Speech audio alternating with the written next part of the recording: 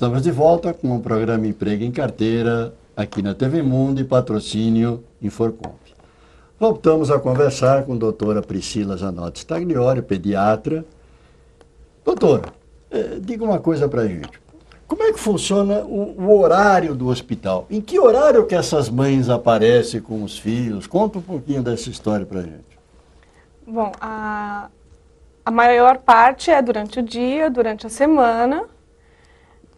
Essas que vão levam seus filhos, as mães, durante a semana, a maioria não trabalha.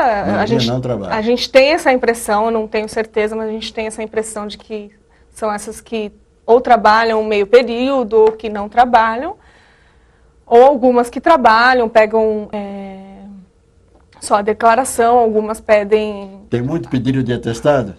Então, tem pedido de declaração de horas e algumas pedem só a declaração ou pedem atestado. Então, o reconhecimento é por aí, quer dizer, pediu atestado ou porque trabalha. Mas aí, se você vê que realmente a criança estava doente e se tem realmente indicação de afastamento, a gente faz. Se não tem indicação, a gente não faz. Aí faz só o atestado. E aí a gente faz colocando... a gente costuma colocar em nome da criança, sob os cuidados da mãe, né?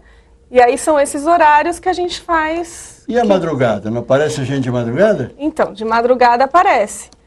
Só que a gente tem um pouco de dificuldade na madrugada, porque algumas...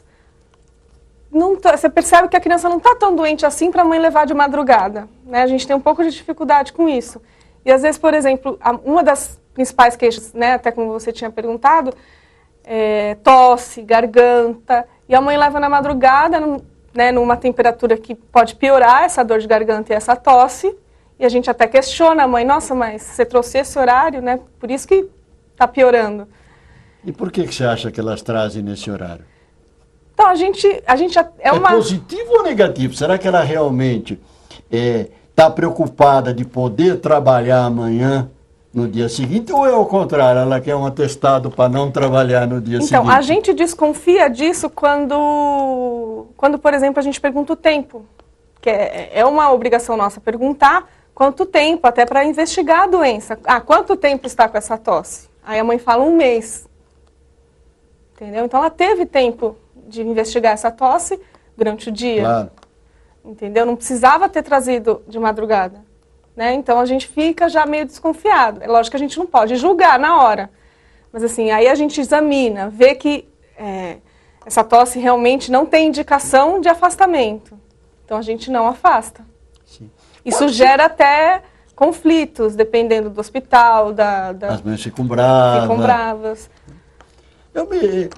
Tem uma outra coisa que eu acho que acontece durante a madrugada, não sei se é verdade que eu vou falar, às vezes para não pegar fila, porque durante a madrugada, às vezes, você não pegar trânsito para ir até o pronto-socorro, chega lá, o atendimento é muito mais rápido porque tem menos gente na fila. Algumas já me falaram isso, né? Já te falaram isso? A própria mãe já falou, perguntei por que veio esse horário, ela me respondeu, porque é mais vazio. Eu, como sei que o médico está ali, ele está trabalhando ali, é o horário dele, sim. Só que ele é um ser humano, ele está mais cansado, lógico, como uma pessoa normal. Eu vou levar meu filho, meu pai no médico, eu vou preferir levar ele durante o dia que o médico está mais desperto, né? Então, eu preferiria levar durante o dia. Sim. Bom, eu daria esse conselho a ela, mas a gente tem um pouco de medo de falar isso. Às vezes é melhor não falar para, de repente, vai dizer que você induziu alguma coisa, né? Então, deixa que elas levem. Bom, agora vamos voltar a falar sobre os tipos de doenças que são mais comuns, não no bebê, como é o enfoque da tua pesquisa, mas aquela criança de 3, 4, 10 anos, né? Que tipo de doenças são mais comuns? Respiratória. Na criança, sempre a respiratória é mais comum. Sempre doença respiratória? Sempre. Ou chiado no peito, que é como a maioria conhece, os leigos, né? Chiado no peito, ou uma broncopneumonia, tosse, a dor de garganta, sempre a parte respiratória. E depois, como é que é esse psicológico da mãe, né, que levou a criança para um pediatra durante o dia ou durante a madrugada, né, recebeu ali um antibiótico para dar, ou não necessariamente, né, e depois tem que largar esse filho e ir trabalhar. Né? Então, se você percebe que a mãe tem condições de tratar em casa, ou então a creche de dar o remédio, muitas vezes. Por exemplo, tem mãe que fala, a creche não dá o remédio. Ah, tá. Aí ela não quer trabalhar, com razão. Então, você tem que conversar com a mãe. Você percebe que a mãe realmente está preocupada com a criança. Então, não dá para você falar, não vou te dar um atestado. Então, não adianta, a criança não vai ser tratada. Entendeu? Né? Então, você tem que pesar muito o que vai ser feito pela criança. Quer dizer, tem muita conversa, então, dos médicos, né, dos pediatras com as mães, para sentir o que é que realmente está acontecendo para conduzir para o caminho certo, né? Porque realmente deve dar dó de você perceber que a criança precisa de um remédio, né? E que a mãe vai ter que trabalhar porque não pode faltar e esse remédio não vai ser ministrado. E a gente fica preocupado de, às vezes, alguns empresários ou algum contratante que não vai compreender isso, né? Não tem essa sensibilidade. Não tem essa sensibilidade. Então, a gente fica preocupado e acaba fazendo algum atestado para poder declarar, explicar o que está acontecendo com a criança. Para que aquele empresário teoricamente insensível possa se sensibilizar com o problema e entender que aquilo é uma necessidade real. É bastante interessante, né? Esta ótica do empresário nessa porque ele está muito acostumado com o adulto que é muito esperto de pegar atestado. Acontece muito. Então aí chega a criança, ele já está com aquele pensamento negativo, né? E tem aquele que olha, o que eu tenho que ver com a criança, né? Não é minha funcionária que está doendo, sempre tem. Os insensíveis sempre vão existir, né? Não tem como a gente evitá-los, mas... E um outro problema que está me passando agora, né?